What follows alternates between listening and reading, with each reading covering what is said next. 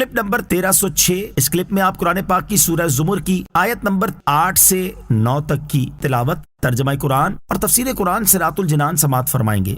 بسم اللہ الرحمن الرحیم۔ ترجمہ، اللہ کے نام سے شروع جو نہایت مہربان رحمت والا ہے۔ وَإِذَا مَسَّ الْإِنسَانَ ضُرٌّ دَعَا رَبَّهُ مُنِيبًا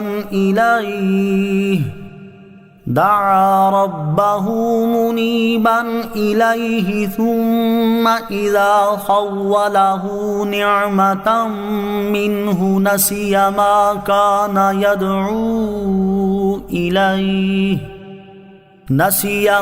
كَانَ يدعو إليه من قبل وجعل لله أندادا ليضل عن سبيله قل تمتع بكفرك قليلا إنك من أصحاب النار۔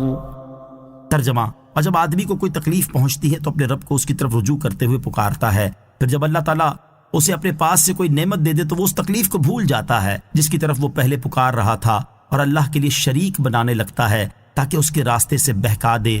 تم فرماؤ تھوڑے دن اپنے کفر کے ساتھ فائدہ اٹھا لے، بے شک تو دوزخیوں میں سے ہے۔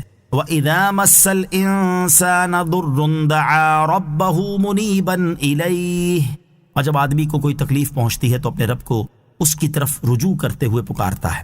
آیت کا خلاصہ یہ ہے کہ جب آدمی کو فقر، بیماری یا کوئی اور تکلیف و شدت پہنچتی ہے تو وہ اپنے رب عز و جل کی طرف ہی رجوع کرتے ہوئے اسے پکارتا ہے اور اس مصیبت کو دور کرنے کے لیے اسی سے فریاد کرتا ہے۔ پھر جب اللہ تعالیٰ اسے اپنے پاس سے کوئی نعمت دے دے اور اس کی تکلیف دور کر کے اس کے حال کو درست کر دے تو وہ اس شدت و تکلیف کو فراموش کر دیتا ہے جس کے لیے اس نے اللہ تعالیٰ سے فریاد کی تھی، اور حاجت پوری ہونے کے بعد پھر بت پرستی میں مبتلا ہو جاتا ہے، اور وہ صرف اپنی گمراہی کو کافی نہیں سمجھتا بلکہ اپنے قول اور فعل سے دوسروں کو بھی اللہ تعالیٰ کے دین سے گمراہ کرنا شروع کر دیتا ہے۔ اے حبیب صلی اللہ تعالیٰ علیہ وسلم، آپ اس کافر سے فرما دیں کہ تھوڑے دن اپنے کفر کے ساتھ فائدہ اٹھا لے اور دنیا کی زندگی کے دن پورے کر لے، بے شک تو قیامت کے دن دوزخیوں میں سے ہے۔ مصیبت و راحت پہ مسلمانوں کا حال۔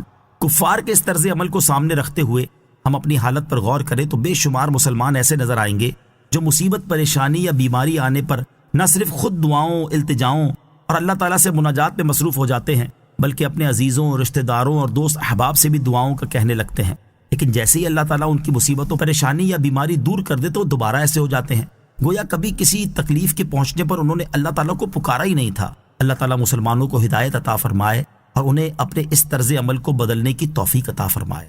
حضرت ابو ہریرہ رضی اللہ تعالیٰ عنہ سے روایت ہے، رسول کریم صلی اللہ تعالیٰ علیہ وسلم نے یہ ارشاد فرمایا، جسے یہ بات پسند ہو کہ اللہ تعالیٰ سختیوں اور مصائب میں اس کی دعا قبول فرمائے، اسے چاہیے کہ وہ راحت و آسائش کے دنوں میں اللہ تعالیٰ سے بکثرت دعا کرے۔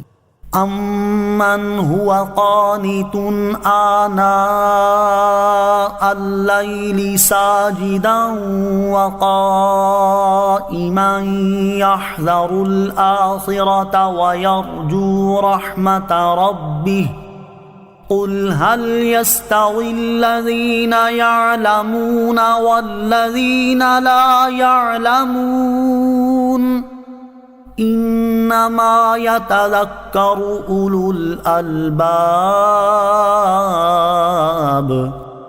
ترجمہ، کیا وہ شخص جو سجدے اور قیام کی حالت میں رات کے اوقات فرما برداری میں گزارتا ہے، آخرت سے ڈرتا ہے اور اپنے رب کی رحمت کی امید لگا رکھتا ہے، کیا وہ نافرمانوں جیسا ہو جائے گا؟ تم فرماؤ کیا علم والے اور بے علم برابر ہیں؟ عقل والے ہی نصیحت مانتے ہیں۔ امن هو قانت آناء اللیل ساجدا وقائما، کیا وہ شخص جو سجدے اور قیام کی حالت میں رات کے اوقات فرما برداری میں گزارتا ہے۔ اس آیت کا خلاصہ یہ ہے کہ کیا وہ شخص جو سجدے اور قیام کی حالت میں رات کے تمام اوقات فرما برداری میں گزارتا ہے، آخرت کے عذاب سے ڈرتا ہے اور اپنے رب عز و جل کی رحمت یعنی مغفرت اور جنت کی امید لگا رکھتا ہے، وہ نافرمانی اور غفلت میں رہنے والے کی طرح ہو سکتا ہے؟ ہرگز نہیں۔ اے حبیب علیہ الصلوۃ والسلام، آپ فرمائیں کہ کیا علم والے اور بے علم برابر ہیں؟ جب یہ برابر نہیں تو اطاعت گزار و فرما بردار اور غافل و نافرمان کس طرح برابر ہو سکتے ہیں؟ لیکن اللہ تعالیٰ کی نصیحتوں سے عقل والے ہی نصیحت حاصل کرتے ہیں۔ اس آیت کے شان نزول کے بارے میں حضرت عبداللہ ابن عباس رضی اللہ تعالیٰ عنہما سے مروی ہے کہ یہ آیت حضرت ابو بکر اور حضرت عمر فاروق رضی اللہ تعالیٰ عنہما کی شان میں نازل ہوئی، اور حضرت عبداللہ ابن عمر رضی اللہ تعالیٰ عنہما سے مروی ہے کہ یہ آیت حضرت عثمان غنی رضی اللہ تعالیٰ عنہ کے حق میں نازل ہوئی، اور ایک قول یہ ہے کہ یہ آیت حضرت عبداللہ ابن مسعود، حضرت عمار اور حضرت سلمان رضی اللہ تعالیٰ عنہم کے حق میں نازل ہوئی۔ رات کے نوافل دن کے نوافل سے افضل ہیں۔ اس آیت سے ثابت ہوا کہ رات کے نوافل اور عبادت دن کے نوافل سے افضل ہیں۔ اس کی ایک وجہ تو یہ ہے کہ رات کا عمل پوشیدہ ہوتا ہے، اس لیے وہ ریا سے بہت دور ہوتا ہے۔ دوسری وجہ یہ ہے کہ رات کے وقت دنیا کے کاروبار بند ہوتے ہیں، اس لیے دن کے مقابلے میں دل بہت فارغ ہوتا ہے، اور اللہ تعالیٰ کی طرف توجہ اور خشوع دن سے زیادہ رات میں میسر آتا ہے۔ تیسری وجہ یہ ہے کہ رات کا وقت چونکہ راحت و آرام اور سونے کا ہوتا ہے، اس لیے اس میں بیدار رہنا نفس کو بہت مشقت اور تکلیف میں ڈالتا ہے، لہٰذا اس کا ثواب بھی